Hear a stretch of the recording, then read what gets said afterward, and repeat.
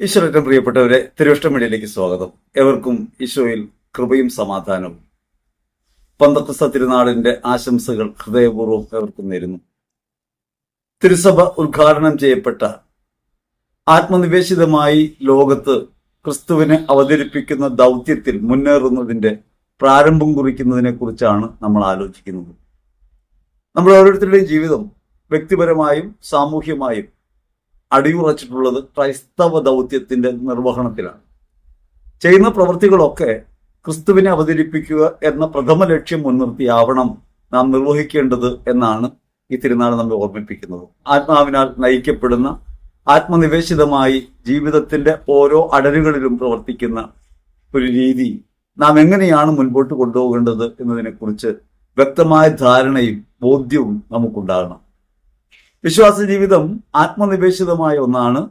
കേവല ഭൗതികതയെ ആത്മീയത കൊണ്ട് നിറയ്ക്കുക അഥവാ ഭൗതിക പ്രവർത്തനങ്ങളുടെ അകക്കാമ്പായി പരിശുദ്ധാത്മാവിന്റെ പ്രവർത്തനത്തെ തിരിച്ചറിയുകയും ക്രിസ്തു ദൗത്യത്തിന്റെ ഭാഗമായി അവതരിപ്പിക്കുകയും ചെയ്യുക എന്നത് പ്രധാനപ്പെട്ട കാര്യമാണ്. സാധാരണഗതിയിൽ നമ്മൾ എപ്പോഴും ചിന്തിക്കുന്നത് വരദാനങ്ങളുള്ള ശുശ്രൂഷകൾ ചെയ്യുന്ന ആളുകൾക്കാണ് പരിശുദ്ധാത്മാവുള്ളത് എന്ന നിലയ്ക്കാണ്.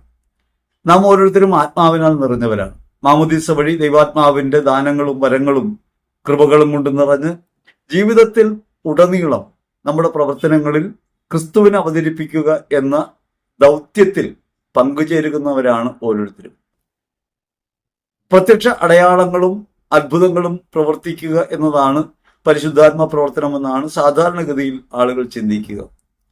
വിശ്വാസിയുടെ ജീവിതത്തിന്റെ ഏത് നിമിഷം പരിശോധിച്ചാലും ആത്മാനുതാപത്തിന്റെ ഘട്ടത്തിലായാലും ജീവിത പ്രയോഗങ്ങളിൽ കാരുണ്യത്തിന്റെയും സ്നേഹത്തിന്റെയും പ്രവർത്തനം നിർവഹിക്കുന്നതിലായാലും ജീവിതത്തെ ദൈവത്തിന്റെ ദാനമായി തിരിച്ചറിഞ്ഞ് ദൈവസമർപ്പണത്തിനായി സ്വയം സജ്ജമാകുക എന്ന കർമ്മത്തിലായാലും ആത്മാവിന്റെ നിരന്തരമായ ഇടപെടൽ നമുക്ക് കാണാൻ കഴിയും. ഈശോ പിതാവിന്റെ സന്നിധിയിലേക്ക് യാത്രയാകുന്നതിന് മുമ്പ് വാഗ്ദാനം ചെയ്ത ആത്മാവാണ് പന്തക്കുസ്തായിൽ ശിഷ്യ സമൂഹത്തിന്റെ മേൽ ആവസിക്കുന്നത്. തീനാവുകളായി പരിശുദ്ധാത്മാവ് മറിയത്തോടൊപ്പമായിരുന്ന സ്ലീഹന്മാരുടെയും ശിഷ്യന്മാരുടെയും മേൽ വന്ന് ആവസിക്കുന്നു. ഇപ്രകാരം ആവസിക്കുന്നതിലൂടെ ഭൂമിയിൽ ഒരു പുതിയ യുഗം പിറക്കുകയാണ്.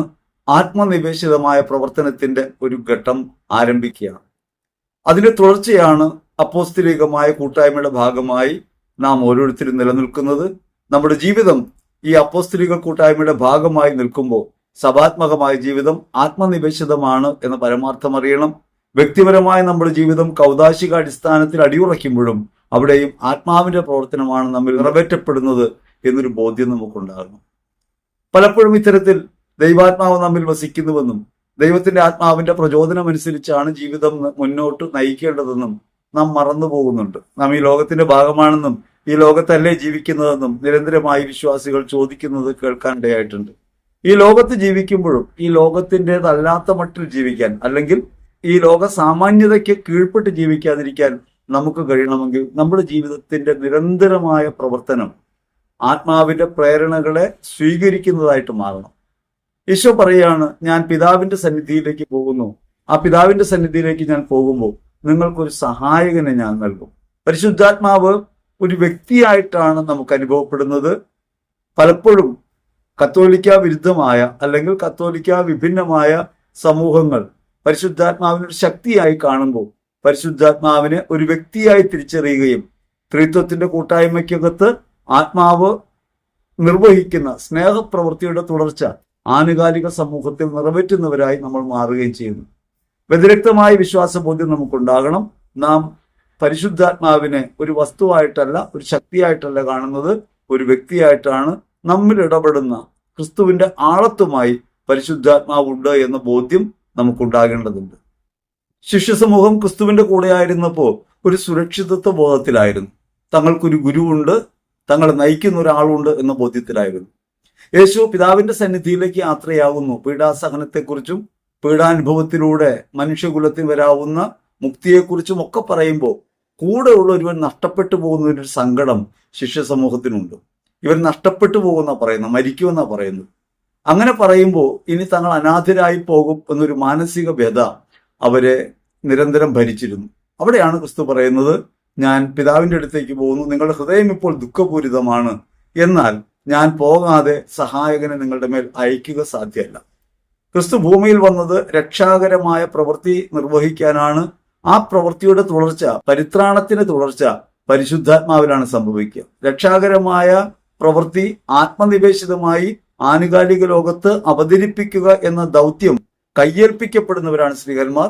ആ ശ്ലൈഹികമായ പ്രവൃത്തിയുടെ തുടർച്ചയാണ് നമ്മൾ ഓരോരുത്തരും. അതുകൊണ്ട് ദൈവം നമ്മോട് കൂടെ എന്ന പരമാർത്ഥം ആത്മാവിന്റെ സഹായത്താൽ മാത്രം നമുക്ക് അനുഭവിക്കാൻ കഴിയുന്ന കാര്യമാണെന്ന് ഓർക്കണം. അപ്പോസ്തലികമായ തുടർച്ച നമുക്ക് കൈവരുത്തുന്നത് ആത്മനിവേശിതമായ, ആത്മബലമാർജിച്ച ഒരു ജീവിതമാണ്. അങ്ങനെ ഒരു സഹായകൻ നമ്മോടൊപ്പമുണ്ടെന്നും ആ സഹായകന്റെ ശിക്ഷണത്തിൽ അല്ലെങ്കിൽ നയിക്കപ്പെടലിലാണ് നമ്മുടെ ജീവിതം മുന്നോട്ട് പോകുന്നതെന്നും ഹൃദയബോധ്യത്തോടെ സ്വീകരിക്കാൻ കഴിയുമ്പോൾ മാത്രമേ നമ്മുടെ ജീവിതത്തിൽ ക്രിസ്തുവിനെ നമുക്ക് അനുഭവിക്കാൻ കഴിയൂ. ആത്മാവിന്റെ നിവേശനമനുസരിച്ച് ജീവിതത്തെ അവതരിപ്പിക്കാൻ കഴിയും. യോഹന്നാൻ സുവിശേഷം 16:8 എന്താണ് ആത്മാവിന്റെ പ്രധാനപ്പെട്ട പ്രവർത്തനമെന്ന് ക്രിസ്തു പറയുന്നുണ്ട്. അവൻ വന്ന് പാപത്തെക്കുറിച്ചും നീതിയെക്കുറിച്ചും ന്യായവിധിയെക്കുറിച്ചും നിങ്ങളെ ബോധ്യപ്പെടുത്തും. മാമോദീസയിൽ നമുക്ക് ലഭിക്കുന്ന വിശുദ്ധീകരണത്തിന്റെ ആത്മാവിന്റെ പ്രവൃത്തി പ്രധാനമായും പാപബോധം നൽകുന്നതാണ്. പാപത്തെക്കുറിച്ചും നീതിയെക്കുറിച്ചും ന്യായവിധിയെക്കുറിച്ചും നമ്മെ ബോധ്യപ്പെടുത്തുന്നതാണ്. വിശുദ്ധീകരണത്തിന്റെ ആത്മാവ് എന്ന നിലയിലാണ് മാമോദീസയിൽ നമുക്ക് നൽകപ്പെടുന്ന പരിശുദ്ധാത്മാവ് പ്രവർത്തിക്കുന്നത്. വ്യക്തിപരമായി പരിശോധിക്കാനും അവനവന്റെ കുറവുകളും പോരായ്മകളും ഏറ്റുപറയാനും ക്രിസ്തുവിനെ അനുഗമിക്കാനും നമ്മെ ശക്തിപ്പെടുത്തുന്നത് ഈ വിശുദ്ധീകരണത്തിന്റെ ആത്മാവാണ്. അതായത് ലോകസാമാന്യതയിൽ നിന്ന് വിഭിന്നമായി ലോകത്തുള്ള പ്രവർത്തനങ്ങൾക്കകത്ത് നാം ഇടപെടുന്ന ഉപജീവനത്തിന്റെയും അതിജീവനത്തിന്റെയും പ്രവൃത്തികൾക്കകത്ത് നമ്മൾ ചെയ്യുന്ന പ്രവൃത്തികൾ യഥാർത്ഥത്തിൽ ആത്മനിഷ്ഠമായ ഒന്നായിട്ട് മാറുന്നത്, ദൈവാത്മാവിന്റെ പ്രവർത്തനത്തിന് അനുഗുണമായ ഒന്നായിട്ട് മാറുന്നത് പരിശുദ്ധാത്മാവിന്റെ പ്രവർത്തനത്താലാണ്. ദൈവത്തിന്റെ ആത്മാവ് നമ്മെ വേർതിരിക്കുന്നു എന്നത് ഈ ലോകത്ത് നിന്ന് നമ്മെ അടർത്തി മാറ്റുന്നു എന്നല്ല. ഈ ലോകത്തായിരിക്കുമ്പോൾ ഈ ലോക സാമാന്യതയിൽ കുടുങ്ങിപ്പോകാതെ, ലോകബോധ്യങ്ങളിൽ കുടുങ്ങിപ്പോകാതെ ഭാവാത്മകമായി ക്രിസ്തുബോധത്തിൽ ജീവിക്കാൻ നമുക്ക് കരുത്തു പകരുന്നത് പരിശുദ്ധാത്മാവാണ്. അവിടെയാണ് സ്നേഹം അമൂല്യമായൊരു കാര്യമായിട്ട് മാറുന്നത്. ലോകം പരസ്പരമുള്ള സ്നേഹത്തെ സംബന്ധിച്ച് പറയുന്നത് നിന്നെ സ്നേഹിക്കുന്നവനെ നീ സ്നേഹിക്കുന്നുവെന്നാണ്. ക്രിസ്തുവാകട്ടെ നമ്മെ പഠിപ്പിക്കുന്നത് നിങ്ങളെ സ്നേഹിക്കാത്തവരെ സ്നേഹിക്കാനാണ്, നിങ്ങൾ എതിർക്കുന്നവരെ സ്നേഹിക്കാനാണ്.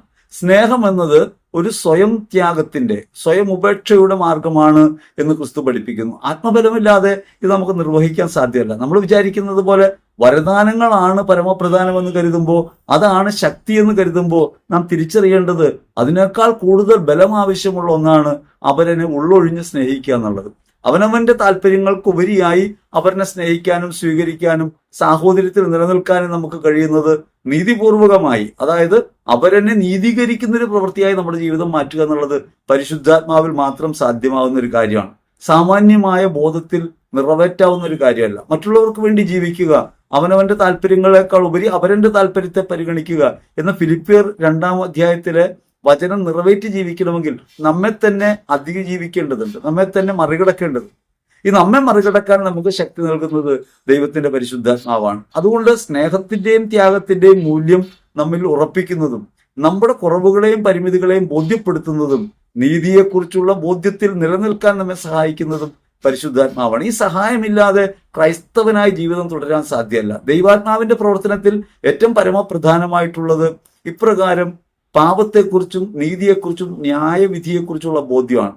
പാപമെന്നാൽ ക്രിസ്തുവിനെ കൈവിട്ട് ലോകത്തെ സ്നേഹിക്കുന്ന പ്രവൃത്തിയാണ് എന്ന തരത്തിൽ, ക്രിസ്തുവിനെ ഉപേക്ഷിക്കുന്ന തരത്തിൽ, അല്ലെങ്കിൽ ക്രിസ്തുവിനേക്കാൾ ഉപരിയായി ലോകത്തെ സ്നേഹിക്കുന്ന തരത്തിൽ നമ്മുടെ ജീവിതമായി പോകുമ്പോൾ നാം ഈ ലോകത്തായി പോകും. അങ്ങനെ ലോകത്തായി പോകുന്ന ഒരു പ്രവൃത്തി യഥാർത്ഥത്തിൽ പാപകരമാണ് എന്ന ബോധ്യം പരിശുദ്ധാത്മാവാണ് നൽകുക. പരിശുദ്ധാത്മാവിന്റെ പ്രവർത്തനം പാപത്തിന്റെ അടിമത്തത്തിൽ നമ്മൾ എങ്ങനെയാണ് മോചിപ്പിക്കുന്നത് നമുക്കറിയാം. കാരണം നാം ചെയ്യുന്ന പ്രവൃത്തികൾ സാമാന്യേന ശരിയാണെങ്കിലും അതിൽ നമ്മുടെ കുറവുകളെയും പോരായ്മകളെയും നമുക്ക് വെളിപ്പെടുത്തി തരുന്നത് പരിശുദ്ധാത്മാവാണ്. അതുകൊണ്ടാണ് നമുക്ക് ഒരാളോട് കയർത്ത് കഴിയുമ്പോൾ, ദേഷ്യപ്പെട്ട് കഴിയുമ്പോൾ, ഒരാളുമായി വിരോധം ഉണ്ടായി കഴിയുമ്പോൾ, അതല്ലെങ്കിൽ ഏതെങ്കിലും തരത്തിൽ ലോകത്തെ കൂടുതൽ സ്നേഹിക്കുന്ന, വസ്തുക്കളെ സ്നേഹിക്കുന്ന ഒരു പ്രവൃത്തി ഉണ്ടായി കഴിയുമ്പോൾ നമ്മുടെ അകത്ത് ഒരു വേദന ഉണ്ടാകുന്നത് നമ്മിൽ വസിക്കുന്ന പരിശുദ്ധാത്മാവിന്റെ പ്രവൃത്തിയാലാണ്. എഫേസ്യർ 4:30-32 അത് പറയുന്നുണ്ട്. നിങ്ങൾ വസിക്കുന്ന പരിശുദ്ധാത്മാവിനെ വേദനിപ്പിക്കരുത്. ഈ ആത്മാവിന്റെ പ്രയോഗം നമ്മുടെ അകത്ത് അടയാളപ്പെടുത്തുന്നത് ഇപ്രകാരത്തിലാണ്. നമ്മുടെ കുറവുകളെ, വ്യക്തിപരമായി നമ്മുടെ വീഴ്ചയെ, ക്രിസ്തുവിൽ നിന്നുള്ള അകലത്തെ നമുക്ക് ബോധ്യപ്പെടുത്തി തരുന്ന ആത്മാവാണ്. യഥാർത്ഥത്തിൽ ക്രിസ്തുവുമായുള്ള അകലത്തെ ബോധ്യപ്പെടുത്തുന്നതാണ് പാപബോധം. നമ്മൾ പലപ്പോഴും പാപബോധത്തെക്കുറിച്ച് ചിന്തിക്കുന്നത് ചെയ്തു പോയ പ്രവൃത്തികളെക്കുറിച്ചുള്ള ഓർമ്മപ്പെടുത്തൽ എന്ന നിലയ്ക്കാണ്. അതിനേക്കാൾ ഉപരി നമ്മൾ ചെയ്യുന്ന പ്രവൃത്തികൾ ദൈവവുമായിട്ട് നമ്മൾ എത്രത്തോളം അകറ്റുന്നുണ്ട്, അല്ലെങ്കിൽ ക്രിസ്തുവുമായുള്ള ബന്ധത്തിൽ നമ്മൾ എത്ര അകന്നു പോകുന്നുണ്ട് എന്ന കാര്യം നമുക്ക് ബോധ്യപ്പെടുത്തി തരുന്ന പരിശുദ്ധാത്മാവിന്റെ പ്രവൃത്തി ക്രൈസ്തവ ജീവിതത്തിൽ പ്രാധാന്യം അർഹിക്കുന്ന ഒന്നാണ്. നമ്മൾ അനുഭവിക്കുന്ന ഒരു കാര്യമാണ്. അങ്ങനെ ക്രിസ്തുബോധത്തിൽ നിലനിൽക്കാൻ, പാപത്തെ സംബന്ധിച്ച് ബോധ്യമുള്ളവരാകാൻ, നീതിയെ സംബന്ധിച്ച് ബോധ്യമുണ്ടാകാൻ, ദൈവത്തിന്റെ കാരുണ്യമായ നീതിയെക്കുറിച്ച്, കേവല നീതിയെക്കുറിച്ചല്ല. കേവല നീതി എപ്പോഴും എങ്ങനെയാണ്? അർഹമായത് അർഹമായവന് നൽകുന്ന നീതിയാണ്. ഇവിടെ അനർഹമായവനാണെങ്കിലും അപരത്വത്തെ പ്രധാനമായി കാണാനും മറ്റുള്ളവർക്ക് വേണ്ടി സ്വയം ഉപേക്ഷിക്കാനും അവരെ നീതീകരിക്കുന്ന പ്രവൃത്തിയായി ജീവിതം മാറ്റാനും കരുത്ത് നൽകുന്നത് പരിശുദ്ധാത്മാവാണ്. ഈ പരിശുദ്ധാത്മാവിന്റെ പ്രവൃത്തിയില്ലാതെ ബന്ധങ്ങളിൽ നമുക്ക് ഉറയ്ക്കാൻ സാധ്യമല്ല. നമ്മുടെ ബന്ധങ്ങളൊക്കെ വ്യാപാര സദൃശ്യമായി മാറുന്നതും ബന്ധങ്ങളിൽ നിലനിൽക്കാൻ കഴിയാതെ പോകുന്നതും ആത്മാവിന്റെ പ്രവർത്തനത്തെ നമ്മൾ മറച്ചു വെക്കുമ്പോഴാണ്, അല്ലെങ്കിൽ അതിനേക്കാൾ ഉപരിയായി ലോകത്തോട് താല്പര്യം കാണിക്കുമ്പോഴാണ്. വാസ്തവത്തിൽ മാമോദീസ സ്വീകരിക്കുമ്പോൾ ലോകത്തിന്റെ ആഡംബരങ്ങളെയും പിശാചിനെയും ഉപേക്ഷിച്ച് ദൈവാത്മാവ് നിവേശിതമായി നമ്മുടെ ജീവിതം ആരംഭിക്കുന്നു. ഈ ദൈവാത്മ നിവേശനം യഥാർത്ഥത്തിൽ പാപത്തിൽ നിന്ന് അകന്ന് നീതിയോടെ ജീവിക്കാൻ കരുത്ത് പകരുന്നതാണ്. മറ്റുള്ളവരെ നീതീകരിക്കുന്ന, അവർക്കറിവില്ല, പിതാവേ ഇവർക്ക് അറിവില്ല, ഇവരോട് ക്ഷമിക്കണമേ എന്ന ക്രിസ്തുവിന്റെ വാക്കിനകത്ത് ഈ നീതി നമുക്ക് കാണാം. മറ്റുള്ളവരെ ഇങ്ങനെ നീതീകരിക്കാനും അപരത്വത്തെ മാനിക്കാനും അപരത്വത്തിൽ ക്രിസ്തുവിനെ കണ്ടുകൊണ്ട് ജീവിക്കാനും കരുത്ത് പകരുന്ന നീതിബോധമാണ്. അതുകൊണ്ട് ഈ ലോകത്തിന്റെ നീതിയെക്കുറിച്ചല്ല, ഈ ലോകം എത്രത്തോളം നമ്മെ കുറ്റം വിധിക്കുമ്പോഴും ദൈവത്തിന്റെ സന്നിധിയിൽ അപ്രകാരമായിരിക്കും നീതി. ദൈവത്തിന്റെ സന്നിധിയിൽ എല്ലാവരും തുല്യരാണെന്ന ബോധ്യം, എല്ലാവർക്കും ദൈവമക്കൾ എന്ന സ്ഥാനമുണ്ടെന്ന ബോധ്യം, അവരൻ മാനിക്കപ്പെടേണ്ടതാണെന്ന ബോധ്യം, അവരിൽ ക്രിസ്തു ജീവിക്കുന്നുവെന്ന ബോധ്യം, ഈ ബോധ്യങ്ങളിൽ അടിയുറച്ചൊരു ജീവിതം നയിക്കാൻ കഴിയുന്നത് പരിശുദ്ധാത്മാവിന്റെ പ്രവൃത്തിയാലാണ്. ന്യായവിധിയെക്കുറിച്ച് അവിടുന്ന് പഠിപ്പിക്കും. നമ്മുടെ ജീവിതം യഥാർത്ഥത്തിൽ ഭൗമിക വാസകാലത്ത് അനുഭവിക്കുന്ന ക്ലേശങ്ങളോ ദുരിതങ്ങളോ അല്ല നമ്മുടെ പ്രവൃത്തികൾക്കുള്ള ശിക്ഷയെന്നും നമുക്കൊരു നിത്യശിക്ഷയും നിത്യജീവിതവും ഉണ്ടെന്നും ആ നിത്യജീവിതത്തിലേക്ക് പ്രവേശിക്കാനായി ദൈവത്തിന്റെ ന്യായാസനത്തിന് മുമ്പിൽ നാം നിൽക്കേണ്ടി വരുമെന്നും അപ്രകാരം ഒരു ന്യായവിധി നമുക്കുണ്ടെന്നും നമ്മെ ബോധ്യപ്പെടുത്തുകയും നമ്മുടെ പ്രവൃത്തികളെയൊക്കെ ഈ ന്യായവിധിയുമായി കൂട്ടിയിണക്കി ചിന്തിക്കാൻ, അങ്ങനെ പരിശോധിക്കാനും വിശകലനം ചെയ്യാനും നമ്മുടെ ജീവിതത്തെ ക്രിസ്തുവിൽ മുന്നേറ്റാനും നമ്മെ സഹായിക്കുന്നത് സഹായകനായ പരിശുദ്ധാത്മാവാണ്. ഈ ആത്മാവിനാൽ നിവേശിക്കപ്പെട്ടവരാണ് നമ്മൾ ഓരോരുത്തരും. സഭ ഉദ്ഘാടനം ചെയ്യപ്പെടുന്നത് പന്തക്കുസ്തയിലാണ്. ആത്മാവ് നിവേശിക്കപ്പെടുന്നു. ആത്മപ്രേരിതമായി ലോകം മുഴുവനും ക്രിസ്തുവിനെ പ്രഘോഷിക്കാൻ ശിഷ്യ സമൂഹം ഇറങ്ങി പുറപ്പെടുന്നു. ധൈര്യത്തോടെ ക്രിസ്തുവിനെ ലോകത്തിന് മുമ്പിൽ അവതരിപ്പിക്കുന്നു. സത്യപക്ഷത്ത് നിലകൊള്ളുന്നതോട് പീഡകൾ സഹിക്കാൻ തയ്യാറാകുന്നു. അവിടെയൊക്കെ പ്രവർത്തിക്കുന്ന അതേ പരിശുദ്ധാത്മാവാണ് സാധാരണ ജീവിതത്തിനകത്തെ നമ്മുടെ പ്രവൃത്തികളെ ദൈവോന്മുഖമാക്കി അസാധാരണമായ ഒന്നാക്കി മാറ്റി തീർക്കുന്നത്. അങ്ങനെ ഒരു പരിശുദ്ധാത്മാവിനെ ജീവിതത്തിൽ തൊട്ടറിയാനുള്ള ശ്രമങ്ങൾ നമ്മുടെ ഭാഗത്ത് പലപ്പോഴും ഇല്ലാതെ പോകുന്നു. ദൈവാത്മാവ് നമ്മിൽ വസിക്കുന്നുവെന്നും ആ ആത്മാവിലേക്ക് മുഖം തിരിക്കണമെന്നും നാം ചിന്തിക്കാതെ പോകുന്നു. അതുകൊണ്ട് ജീവിത പ്രവൃത്തികളുടെ ഏത് നിമിഷങ്ങളിലും ദൈവാത്മ സമർപ്പിതമായി ജീവിക്കാൻ പറ്റണം. ദൈവാത്മാവിന്റെ അഭിപ്രായങ്ങൾ ആരായണം.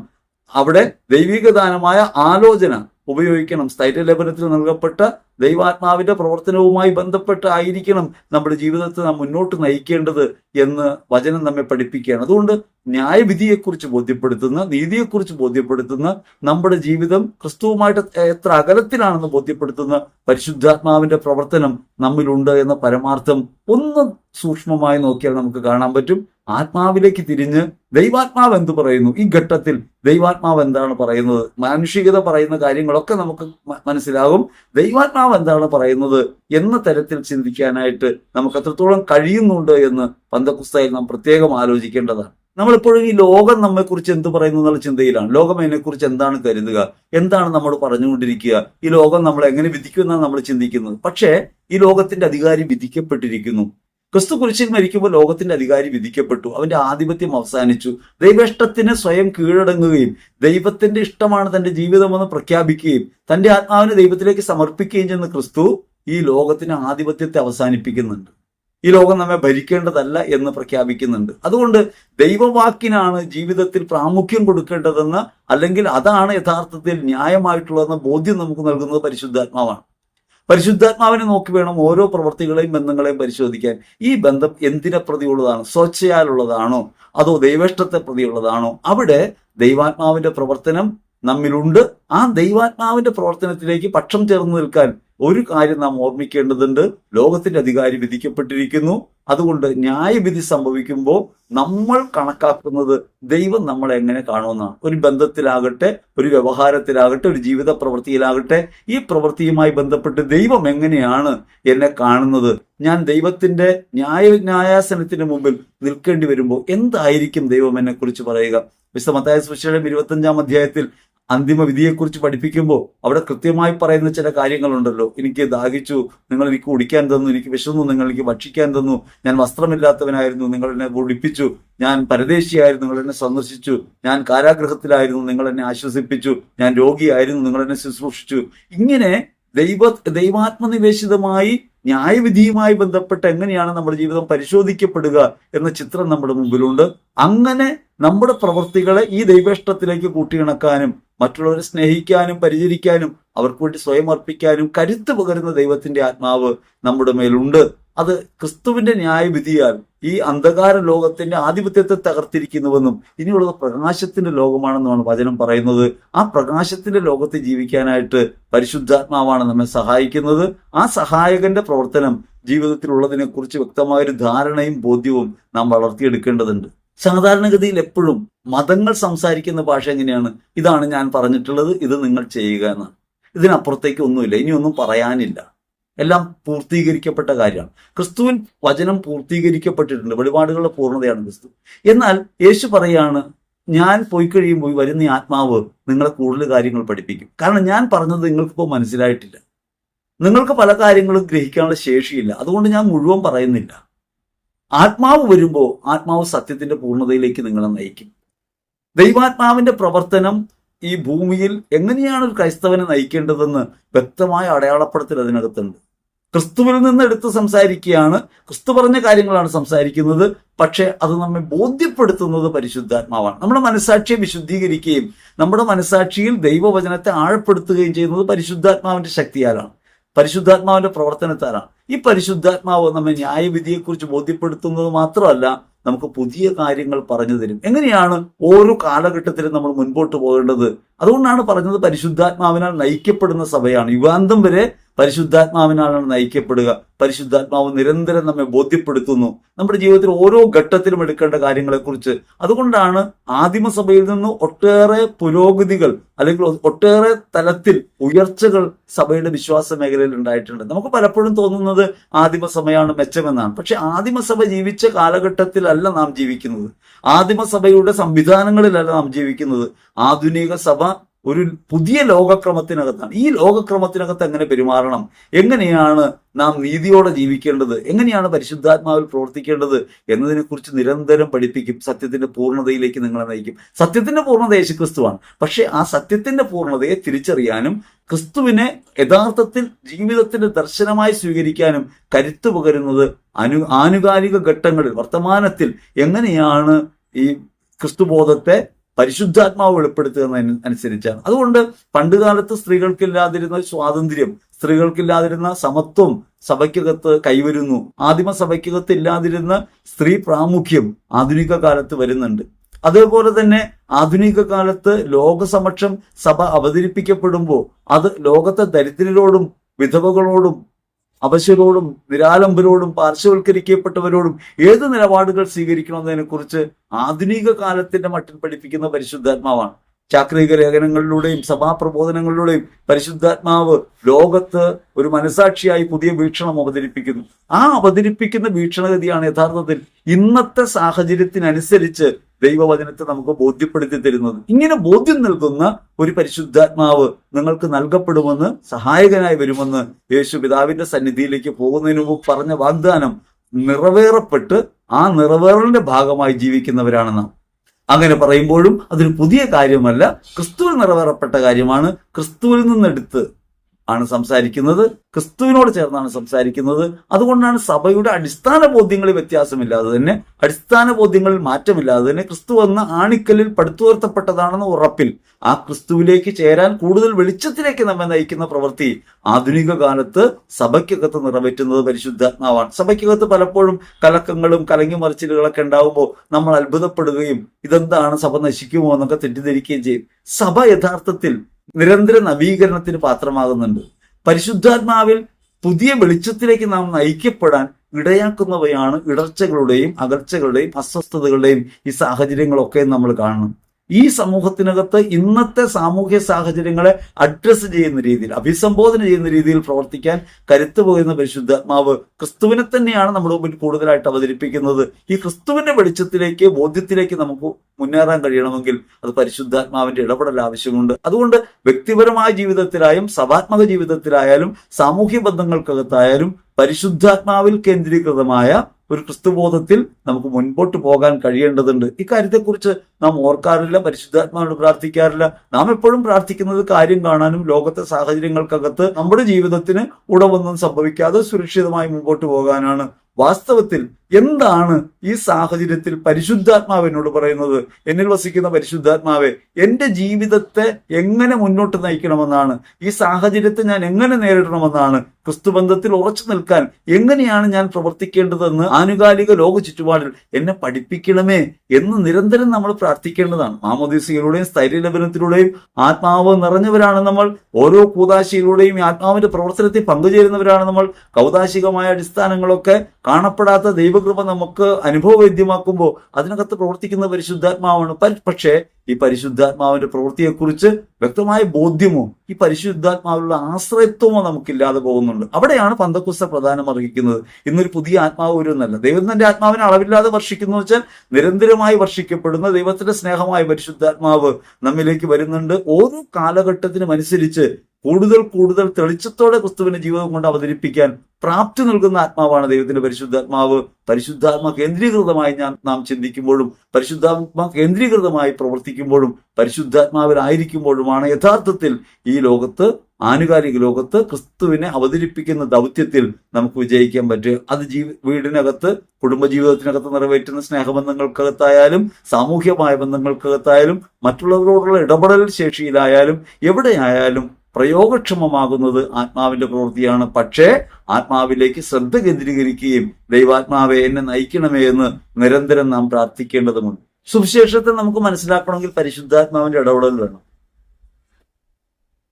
യോഹന്നാൻ സുവിശേഷം 16, 25, 26 തിരുവചനങ്ങളിൽ അവിടെ നിന്ന് പറയുന്നുണ്ട്. പല കാര്യങ്ങളും ഉപമ വഴിയാണ് പഠിപ്പിച്ചത്, പല കാര്യങ്ങളും സംഭവങ്ങളിലൂടെയാണ്. അതിന്റെ അകക്കാമ്പായി പൊരുളായിട്ട് ക്രിസ്തുവിന്റെ വചനത്തിന്റെ സമ്പൂർണ്ണതയുണ്ട്. പക്ഷെ ആ പ്രവൃത്തികൾക്കകത്ത് എന്താണ് ക്രിസ്തു പറയുന്നതെന്ന് ഒരുപക്ഷെ അന്ന് തിരിച്ചറിയാൻ കഴിയില്ല. ഇപ്പൊ ലാസറിനെ ഉയർപ്പിക്കുമ്പോൾ അതിലൂടെ എന്താണ് ദൈവം പറയുന്നതെന്ന് ആ ചുറ്റുകൂടി ആളുകൾക്ക് മനസ്സിലായിട്ടില്ല. ഒരു അത്ഭുതം കാണുന്നു, മരിച്ച ആൾ ഉയർക്കുന്നു, ഇവൻ ദിവ്യശക്തിയുള്ള ആളെന്ന് വിശ്വസിക്കുന്നു.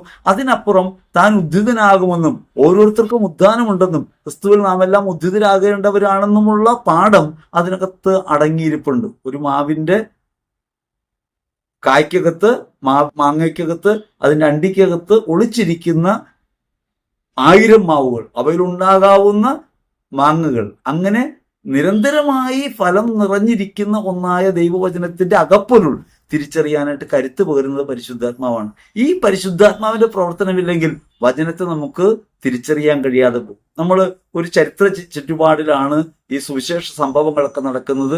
അന്നത്തെ സാമൂഹ്യ ചുറ്റുപാടിനകത്താണ് ഉപമകളിലൂടെ സംസാരിക്കുന്നത്. അത് കേവലം അവിടെ മാത്രം പ്രയോഗിക്കപ്പെടാനുള്ളതല്ല, ഓരോരുത്തർക്കും വ്യക്തിപരമായിട്ടുള്ളതാണ്. അങ്ങനെ വ്യക്തിപരമായി നൽകപ്പെടുന്ന ഈ സന്ദേശത്തിൽ എന്താണ് എന്നോട് പറയുന്നതെന്ന് എനിക്ക് തിരിച്ചറിയാൻ കഴിയണമെങ്കിൽ അകത്തേക്ക് തിരിയാൻ കഴിയണം. ഇങ്ങനെ അകത്തേക്ക് തിരിയണമെങ്കിൽ യഥാർത്ഥത്തിൽ ദൈവാത്മാവിന്റെ പ്രവർത്തനം വേണം. അതുകൊണ്ട് വചനത്തെ കൂടുതൽ വെളിപ്പെടുത്തുന്നതും വചനത്തിന്റെ ആന്തരികതയെ തിരിച്ചറിയാൻ കെൽപ്പ് നൽകുന്നതും പരിശുദ്ധാത്മാവാണെന്ന് ഈ വചനങ്ങളിൽ നമ്മോട് അവിടെ നിന്ന് പറയാം. ദൈവത്തിന്റെ പരിശുദ്ധാത്മാവ് ഇപ്രകാരം നമ്മുടെ അകത്തേക്ക് വരുമ്പോഴാണ് നമുക്ക് സാക്ഷ്യ ജീവിതം നയിക്കാൻ കഴിയാം. യോഹന്നാൻ 15:26 അത് പറയുന്നുണ്ട്. അവൻ എന്നെക്കുറിച്ച് സാക്ഷ്യപ്പെടുത്തും.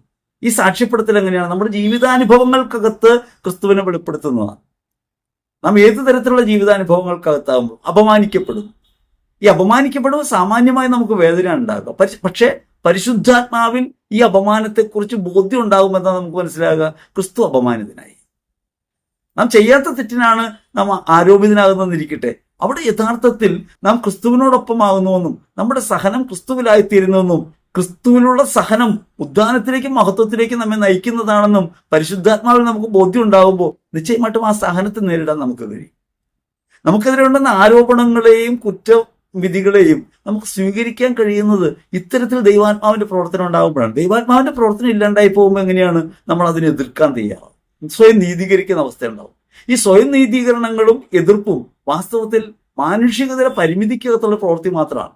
വാസ്തവത്തിൽ ഇങ്ങനെ ഒരു സഹനം ഉണ്ടാകുമ്പോൾ ആ സഹനം വഴി എന്നിലുണ്ടാകുന്ന ക്രിസ്തു അനുഭവത്തിന്റെ പൂർണ്ണതയിലേക്ക് എന്നെ നയിക്കുകയും അങ്ങനെ ക്രിസ്തു സാക്ഷ്യമായ ലോകത്ത് ജീവിക്കാൻ എനിക്ക് ബലം നൽകുകയും ചെയ്യുന്ന ഈ പരിശുദ്ധാത്മാവാണ്. അങ്ങനെ പരിശുദ്ധാത്മാവ് ക്രിസ്തുവിനെ നമ്മിൽ സാക്ഷ്യപ്പെടുത്തും, നമ്മുടെ ജീവിതാനുഭവങ്ങൾക്കകത്തൊക്കെ അടയാളപ്പെടുത്തും. സൂക്ഷ്മമായി പരിശോധിച്ചാൽ ജീവിതത്തിന്റെ ദൈനംദിന പ്രവൃത്തികൾക്കകത്ത്, നിരന്തരമായ ജീവിതത്തിന്റെ ഓരോ അവസ്ഥയ്ക്കകത്തും ഈ ദൈവിക ഇടപെടലിന്റെ അനുഭവം, ക്രിസ്തുവിന്റെ അനുഭവം നമുക്ക് പകർന്നു നൽകാൻ പരിശുദ്ധാത്മാവിന് കഴിയും. എന്തുകൊണ്ടാണ് അത് അനുഭവിക്കാൻ കഴിയുന്നത് വെച്ചാൽ പരിശുദ്ധാത്മാവിനൊരു പ്രവൃത്തിയെ പരിശോധിക്കാനോ പരിശുദ്ധാത്മാവിൽ ക്രിസ്തുവിനെ കൂടുതൽ ഈ അവസരത്തിൽ വെളിപ്പെടുത്തി തരണമേ, നിന്റെ ഹിതം വെളിപ്പെടുത്തണമേ, നിന്റെ മഹത്വം വെളിപ്പെടുത്തണമേ എന്നൊരു പ്രാർത്ഥനയും തമ്മിലില്ലാതെ പോകുന്നു. പ്രാർത്ഥന കേവലം ഭൗതികാവശ്യങ്ങൾ സാധിക്കാനുള്ള ഒരു കാര്യമായിട്ട് മാത്രം മാറിത്തീരുമ്പോഴും, നമ്മുടെ സംരക്ഷണം മാത്രമായിട്ട് ദൈവത്തെ കരുതുമ്പോഴും വാസ്തവത്തിൽ ദൈവേഷ്ടത്തിലേക്ക് നാം എങ്ങനെയാണ് സ്വയം എടുത്തു വെക്കേണ്ടത് എന്ന പരമാർത്ഥം നഷ്ടപ്പെട്ടു പോവാണ്. അങ്ങനെ ഒരു പരമാർത്ഥം ഇതിനകത്തുണ്ടെന്ന് തിരിച്ചറിഞ്ഞാൽ നിങ്ങൾ ഇന്ന് അനുഭവിക്കുന്നത് പോലെ അല്ലാത്തൊരു ആനന്ദത്തിലേക്ക് നിങ്ങൾക്ക് വരാൻ പറ്റും. ഏത് ജീവിതാവസ്ഥയിലും കുറ്റപ്പെടുത്തപ്പെടുമ്പോഴും, കുറ്റം വിധിക്കപ്പെടുമ്പോഴും, പരിഹസിക്കപ്പെടുമ്പോഴും, തകർക്കപ്പെടുമ്പോഴും, ദുരിതങ്ങളിൽ ആഴുമ്പോഴും, ജീവിത സഹനങ്ങൾ ഉണ്ടാകുമ്പോഴും, മറ്റുള്ളവർ നമ്മൾ മനസ്സിലാക്കാതെ പോകുമ്പോഴും ഒക്കെ അകത്തൊരു ആനന്ദം നിറഞ്ഞു മുത്തും. ക്രിസ്തുവിനെ ആർക്കും മനസ്സിലായില്ല, ക്രിസ്തുവിൽ പ്രവർത്തിച്ച പരിശുദ്ധാത്മാവിന് മനസ്സിലായില്ല.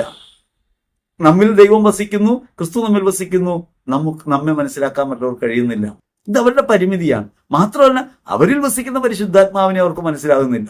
അങ്ങനെ അവരുടെ ക്രിസ്തുവിനെ അവർക്ക് മനസ്സിലാകാതെ പോകുന്ന ഈ പരിമിതിയെ നമുക്ക് ബോധ്യപ്പെടുത്തി തരികയും യഥാർത്ഥത്തിൽ നമ്മെ എതിർക്കുന്നവരുടെ അനുകമ്പയും സ്നേഹവും ഉള്ളവരായി, കാരുണ്യമുള്ളവരായി മാറാൻ നമ്മെ പ്രേരിപ്പിക്കുകയും ചെയ്തു ദൈവത്തിന്റെ ആത്മാവ്. ഒന്ന് ആലോചിച്ച് നോക്കി, അത്തരത്തിലൊരു ബോധ്യം ഉണ്ടായാൽ നാം ഈ ലോകത്തെ മനുഷ്യത്വത്തിന്റെ സാമാന്യതയ്ക്കകത്തു നിന്ന് എത്രത്തോളം ഉയർന്ന ഒരു നിലവാരത്തിലേക്ക് വരും, നാം എങ്ങനെയായി തീരും. ലോകത്തെ മനുഷ്യർ സാധാരണമായി സ്വന്തം നിലപാടുകൾ വിശദീകരിക്കാനും അവനവന്റെ പ്രവൃത്തികളെ നീതീകരിക്കാനും ന്യായീകരിക്കാനും വേണ്ടി കിണഞ്ഞു പരിശ്രമിക്കുമ്പോൾ ദൈവത്തിന്റെ സന്നിധിയിലാണെന്ന ബോധ്യത്തിൽ കേവലമായി ലഭിക്കുന്ന ഈ അപമാനങ്ങളെയും കുറ്റം വിധികളെയും നമുക്കെതിരെ ഉണ്ടാകുന്ന പീഡകളെയും ഒക്കെ സ്വീകരിക്കാൻ കെൽപ്പുള്ളൊരു ഹൃദയം ഉണ്ടാകുമ്പോൾ സാമാന്യതയിൽ ഉയർന്ന് ദൈവികമായൊരു മാനത്തിലേക്ക് നമുക്ക് വളരാൻ പറ്റും. ഇത് സാക്ഷ്യമായിട്ട് മാറും. എന്തുകൊണ്ട് ഇയാൾ പതറുന്നില്ല?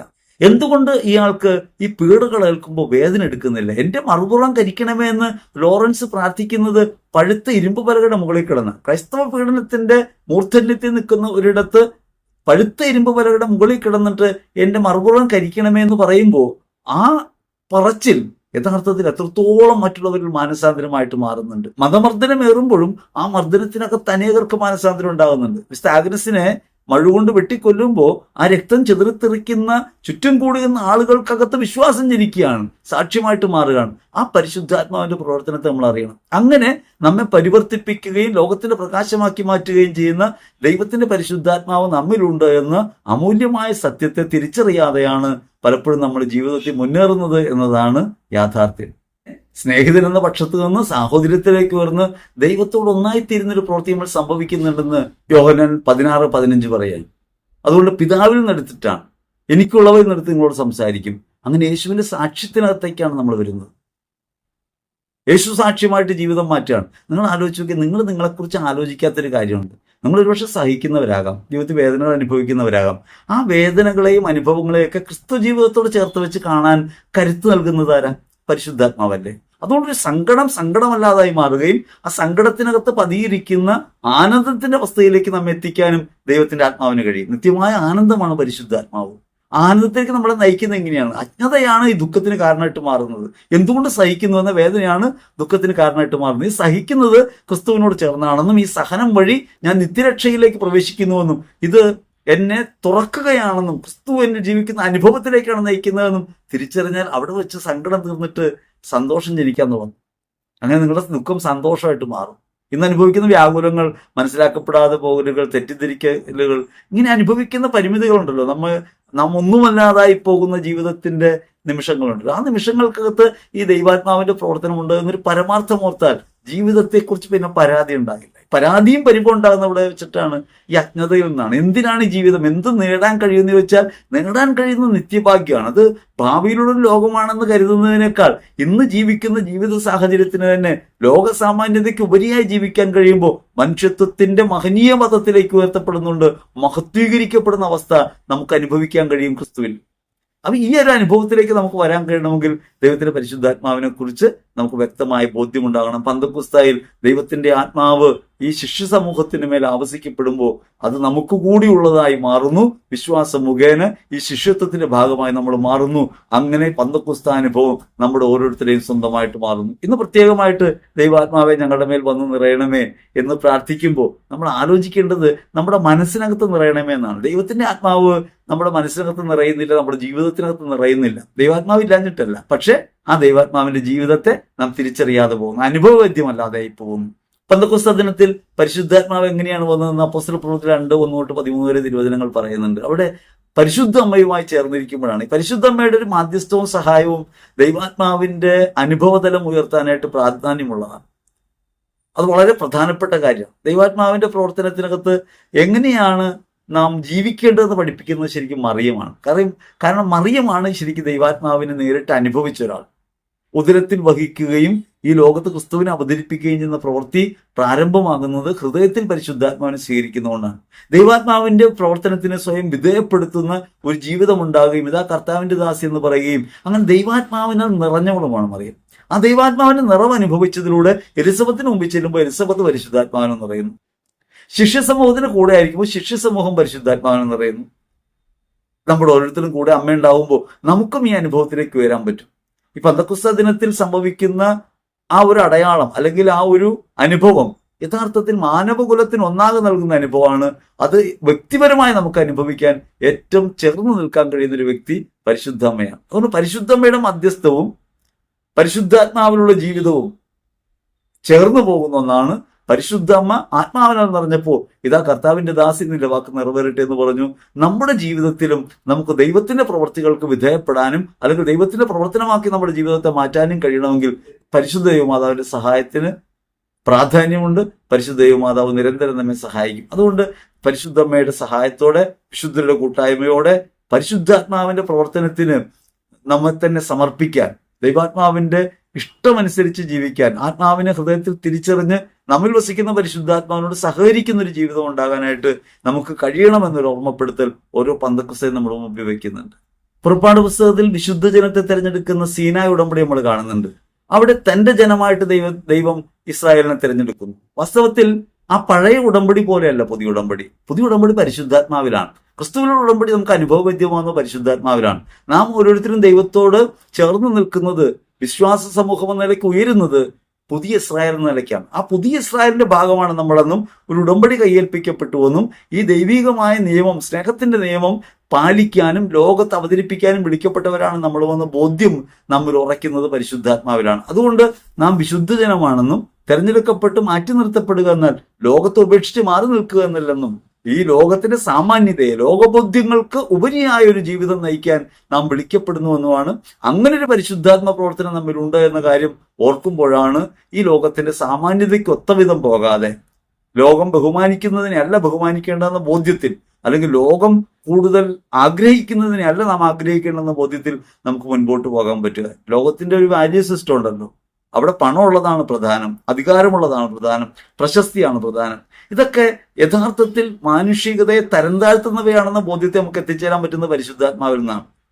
സമ്പത്ത് എന്നത് കേവലമായി നമ്മുടെ ഉപയോഗത്തിനായി നൽകപ്പെട്ട ഒന്നു മാത്രമാണെന്നും സമ്പത്ത് നമ്മെ ഭരിക്കാനിടയാകരുതെന്നും സമ്പത്ത് കേന്ദ്രീകൃതമായ ജീവിതം ഉണ്ടാകരുതെന്നും അതുകൊണ്ട് യഥാർത്ഥ ദാരിദ്ര്യത്തിലേക്ക്, ഞാൻ ദൈവത്തിൻ്റെതാണെന്നും എനിക്കുള്ളവയെല്ലാം ദൈവദാനമാണെന്നും അത് മറ്റുള്ളവർക്ക് വേണ്ടിയാണെന്നുള്ള തിരിച്ചറിവിൽ ജീവിതത്തെ പുനർക്രമീകരിക്കാൻ ശക്തി നൽകുന്നത് പരിശുദ്ധാത്മാവാണ്. ഇത് പഴയ ഉടമ്പടി പോലെയല്ല. പഴയ ഉടമ്പടി ദൈവത്തിന്റെ വാക്ക് കേൾക്കുന്ന ഒരു ജനത്തെ ദൈവം അംഗീകരിക്കുന്ന നിലയ്ക്കാണ്. ഇവിടെ ആകട്ടെ ദൈവാത്മാവിനാൽ നിവേശിതമാകുമ്പോൾ ദൈവം തന്നെ ആ ഉടമ്പടിയുടെ മുഖ്യ സൂത്രധാരനാവുന്നു. ദൈവം തന്നെയാണ് പ്രവർത്തിക്കുന്നത്. അവിടെ നമുക്ക് പിഴച്ചു പോകുമ്പോൾ പോലും നമ്മിലുള്ള ദൈവത്തിന്റെ ആത്മാവ് നമ്മെ ബോധ്യപ്പെടുത്തിക്കൊണ്ടിരിക്കുന്നു, പാപബോധം നൽകിക്കൊണ്ടിരിക്കുന്നു, മാനസാന്തരം നൽകിക്കൊണ്ടിരിക്കുന്നു, നമ്മെ ക്രിസ്തുവിൽ ജീവിക്കാൻ ശക്തിപ്പെടുത്തിക്കൊണ്ട് നിരന്തരം നമ്മോട് കൂടെ വരുന്നു. ഈ ഒരു ബോധ്യത്തിൽ പരിശുദ്ധാത്മാവിനെ കാണുമ്പോഴാണ് യഥാർത്ഥത്തിൽ പരിശുദ്ധാത്മ ശക്തിയുള്ള ജീവിതത്തിന്റെ പ്രാധാന്യത്തെക്കുറിച്ച് നമുക്ക് ബോധ്യം ഉണ്ടാകും. ആത്മീയപരങ്ങളെക്കുറിച്ച് നമ്മൾ അറിവുള്ളവരാകണമെന്ന് കൊറിന്ത്യർ ലേഖനം നമ്മെ പഠിപ്പിക്കുന്നുണ്ട്. 1 കൊറിന്ത്യർ 12:1 നിങ്ങൾ ആത്മീയദാനങ്ങളെക്കുറിച്ച് അറിവുള്ളവരാകണം. നമുക്കെപ്പോഴും അറിവെന്തിനെ കുറിച്ചാണ്? ആത്മാവിന്റെ വരങ്ങളെക്കുറിച്ചാണ്. കുറെ വരങ്ങൾ, സൂപ്പർ നാച്ചുറൽ വരങ്ങളുണ്ട്. ആ വരങ്ങളാണ് പരമപ്രധാനം എന്ന് നമ്മൾ കരുതുക. ഈ വരമാണ് ശക്തി എന്ന് കരുതുക. യഥാർത്ഥ ശക്തി എന്താണ്? ജീവിതത്തെ സ്വയം ഉപേക്ഷിച്ച് ക്രിസ്തുവിലാക്കി തീർക്കാനാണ് ശക്തി. ചെറിയ ശക്തി പോരാ. അപമാനിതനാകുമ്പോൾ ആ അപമാനത്തെ നേരിടാനായി നിസ്സംഗതയോടെ നിൽക്കാൻ പറ്റുന്നതാണ് ശക്തി. അടി കൊള്ളുമ്പോൾ ക്ഷമിക്കാൻ കഴിയുന്നതാണ് ശക്തി. അത്രത്തോളം ശക്തി എന്തിനാണുള്ളത്? ആരാണ് ശക്തൻ? ക്ഷമിക്കുന്നവനോ ആക്രമിക്കുന്നവനോ? ലോകം ആക്രമിക്കുന്നവനാണ് ശക്തനായിട്ട് കാണുക. യഥാർത്ഥ ശക്തി ആർക്കാണ്? ക്ഷമിക്കുന്നവനാണ്. അവനവനെ കീഴടക്കാൻ കഴിയാത്തവൻ ആരെ കീഴടക്കാൻ കഴിയും? ഈ ലോകത്തിന് മേൽ വിജയം വരിക്കണമെങ്കിൽ ആദ്യം നമ്മൾ തോൽപ്പിക്കേണ്ടത് നമ്മളെയാണ്, നമ്മുടെ സ്വാർത്ഥത്തെയാണ്, നമ്മുടെ അഹങ്കാരത്തെയാണ്. നമ്മിലുള്ള മൂലഭാവങ്ങളെ ദൈവികമായ പുണ്യങ്ങൾ കൊണ്ട് നേരിട്ട് വിജയം വരിക്കാൻ കഴിയുമ്പോഴാണ് യഥാർത്ഥത്തിൽ വിജയം വരിക്കാൻ കഴിയുക, ലോകത്തിന് മേൽ ആധിപത്യം ഉറപ്പിക്കാൻ കഴിയുക. ലോകത്തിന് മേൽ ആധിപത്യം ഉറപ്പിക്കാൻ കഴിയുന്ന വെച്ചാൽ ഒരു സ്ഥലത്തിന്റെ മേൽ ആധിപത്യം ഉറപ്പിക്കുന്നതല്ല, ലോകബോധ്യങ്ങളുടെ മേൽ, ലോകത്തിന്റെ വാല്യൂ സിസ്റ്റത്തിന്റെ മേൽ ഉപരിയായ ഒന്നായിട്ട് ജീവിക്കാൻ പറ്റുക. അതുകൊണ്ടാണ് നിസ്വത ഒരു പ്രധാനപ്പെട്ട കാര്യമായിട്ട് മാറുന്നത്, ദാരിദ്ര്യം പ്രധാനപ്പെട്ട കാര്യമായിട്ട് മാറുന്നത്, ജീവിതം ഉപേക്ഷിക്കുന്നത് പ്രധാനമുള്ള കാര്യമായിട്ട് മാറുന്നത്. ദൈവിക ദാനത്തിന്റെ ശക്തിയാലാണ്. പരിശുദ്ധാത്മാവിൽ പ്രചോദിതരായതുകൊണ്ടാണ് വിശുദ്ധാത്മാക്കൾ തങ്ങളുടെ ജീവിതത്തിലുള്ള സഹനങ്ങൾ ഏറ്റെടുത്തത്. അവർ ജീവിതത്തെ നിസ്സാരമായി കണ്ടത്, അത് അവരിന് വേണ്ടിയുള്ള അർപ്പണമാകണമെന്ന് ഉറപ്പിച്ചത്. ഈ ബലമാണ് ലോകം മുഴുവൻ സുവിശേഷം പ്രഘോഷിക്കാൻ സ്ലീഹന്മാരെ ധൈര്യപ്പെടുത്തിയത്. സ്വന്തം ജീവനേക്കാളും ഉപരിയായി തന്നിലൂടെയുള്ള ദൗത്യത്തെ പ്രാധാന്യത്തോടെ കാണാൻ കഴിഞ്ഞത് ദൈവാത്മാവിന്റെ പ്രവൃത്തിയാലാണ്. അതുകൊണ്ട് ലോകത്തിന്റെ ഭീഷണികളെ ഭയപ്പെട്ടിട്ടില്ല. ഇവരുടെ ഭീഷണികളെ അങ്ങ് കാണണമേ, അവിടുത്തെ പരിശുദ്ധദാസനായ യേശുവിന്റെ നാമത്തിൽ അത്ഭുതങ്ങളും അടയാളങ്ങളും സംഭവിക്കാൻ കരങ്ങൾ നീട്ടണമേ എന്ന് ശിഷ്യസമൂഹം പ്രാർത്ഥിക്കുന്നത് ഈ ബലത്തിന് വേണ്ടിയാണ്, ലോകത്തിന് മേൽ ആധിപത്യമുള്ളവരാകാൻ. അങ്ങനെ ലോകം നമ്മെ ഭീഷണിപ്പെടുത്തുമ്പോൾ ലോകത്തിന്റെ ഭീഷണികൾക്ക് വിധേയപ്പെട്ടു പോകാതെ, ലോകത്തിന്റെ സാമാന്യതയ്ക്ക് കീഴ്പ്പെട്ടു പോകാതെ, ലോക താല്പര്യങ്ങൾ കടിയറ വയ്ക്കാതെ ക്രൈസ്തവ ജീവിതം മുന്നോട്ട് പോകണമെങ്കിൽ ആത്മീയ ദാനങ്ങളെ കുറിച്ച് നമുക്ക് ബോധ്യം ഉണ്ടാകണം. 1 കൊരിന്ത്യർ 12:4 പറയും, ആത്മീയ ദാനങ്ങൾ വൈവിധ്യമുള്ളവയാണ്, പക്ഷെ ദാനങ്ങളെല്ലാം പരിശുദ്ധാത്മാവെന്നാണ്. ദാനങ്ങളിൽ വൈവിധ്യമുണ്ടെങ്കിലും നൽകുന്ന ആത്മാവ് ഒന്ന് തന്നെ. ജീവിക്കുന്ന ജീവിത സാഹചര്യങ്ങൾക്കകത്ത് ഈ വരദാനങ്ങളുണ്ട്. പലപ്പോഴും നമ്മൾ കരുതുന്നത് ശുശ്രൂഷകരായ കുറച്ച് ആളുകൾക്ക് മാത്രമുള്ളതാണ് വരദാനങ്ങൾ എന്നാണ്. അപ്പോസ്തലികമായ വരദാനങ്ങളെല്ലാം ഉപയോഗിക്കുന്ന ഒരാളാണ് ഞാൻ. ശുശ്രൂഷാ ദൗത്യത്തിൽ ഈ പറഞ്ഞ ആത്മീയ വരങ്ങൾ, സൂപ്പർ നാച്ചുറൽ വരങ്ങൾ എങ്ങനെയാണ് നമുക്ക് പ്രാപിക്കാൻ കഴിയുക, എന്താണത് അനുഭവപ്പെടാൻ ചെയ്യേണ്ടത് എന്നതിനെക്കുറിച്ച് പഠിപ്പിക്കുന്ന ആളുമാണ്. പക്ഷേ നമ്മൾ മനസ്സിലാക്കേണ്ടത് ഈ ആത്മീയ ദാനങ്ങൾ, ആത്മീയ വരങ്ങൾ എന്ന് പറയുന്നത് കേവലമായി ശുശ്രൂഷ ദൗത്യത്തിനകത്ത് മാത്രമല്ല, ജീവിതം മുഴുവൻ ശുശ്രൂഷയാണെന്നിരിക്കെ നിങ്ങൾ ജീവിക്കുന്ന ഓരോ ജീവിത ചുറ്റുപാടിലും, നിങ്ങളുടെ ഒരു ശ്വാസനിശ്വാസങ്ങളിലും ദൈവാത്മാവിന്റെ പ്രവൃത്തിയുണ്ട്, ദാനങ്ങളുണ്ട്. അതുകൊണ്ട് ഒരാളോട് പറയുന്നൊരു വാക്കിൽ, ഒരാളെ നോക്കുന്നൊരു നോക്കിൽ, ഒരാളോട് പുഞ്ചിരിക്കുന്നൊരു പുഞ്ചിരിയിൽ, ഒരാൾക്ക് കൈത്താങ്ങാകുന്ന സാഹചര്യത്തിൽ, അവിടെയെല്ലാം സാരമില്ല, വിഷമിക്കേണ്ട എന്ന് പറയുന്നൊരു സാന്ത്വനത്തിനകത്ത് പരിശുദ്ധാത്മ പ്രവൃത്തിയുണ്ട്. നിരാശപ്പെട്ട് വേദനിച്ചു കഴിയുന്ന ഒരാൾ തന്റെ ജീവിതം അവസാനിപ്പിക്കാൻ തീരുമാനിക്കുമ്പോൾ അയാളെ ശ്രവിക്കാനിരിക്കുന്ന ഒരു ഇരിപ്പിലുണ്ടല്ലോ, അയാളെ കരുതുന്ന ഒരു ഇരിപ്പിൽ, അതിനകത്ത് പരിശുദ്ധാത്മ പ്രവൃത്തിയുണ്ട്, ദൈവാത്മാവിന്റെ പ്രവൃത്തി നിറവേറും. അതുകൊണ്ട് നമ്മൾ ദാനങ്ങളെക്കുറിച്ച് തിരിച്ചറിയേണ്ടത് എങ്ങനെയാണ്? ജീവിതത്തിന്റെ ഓരോ ചുവടുവെപ്പിലും ഈ ദൈവാത്മ പ്രവൃത്തിയുണ്ട്. ലോകത്ത് സാധാരണ മനുഷ്യത്വത്തിൽ നിന്ന് ഉപരിയായി അപരത്വത്തിൽ ക്രിസ്തുവിനെ കാണാനും അവനെ സ്വീകരിക്കാനും ഹൃദയബോധ്യം നൽകുന്ന പരിശുദ്ധാത്മാവ് ജീവിതത്തിൽ ഓരോ നിമിഷത്തിലും പ്രവർത്തിക്കുന്നുണ്ട് എന്ന കാര്യം ഓർത്താൽ നിങ്ങൾ ചെയ്യുന്ന പ്രവൃത്തികളൊക്കെ ആത്മനിവേശിതമാണെന്ന് തിരിച്ചറിയാൻ പറ്റും.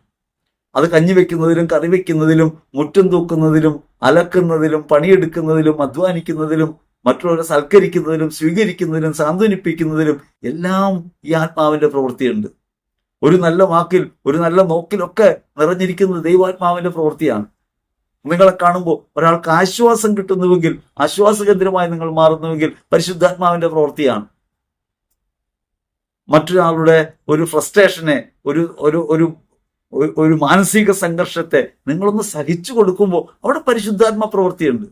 അപ്പൊ ദൈവാത്മാവിന്റെ പ്രവൃത്തിയെ നമുക്ക് തിരിച്ചറിയാൻ പറ്റണം. അപരത്വത്തിന് ജീവൻ നൽകുന്നവരായി മാറാൻ ദൈവം നമ്മെ അയക്കുന്നു.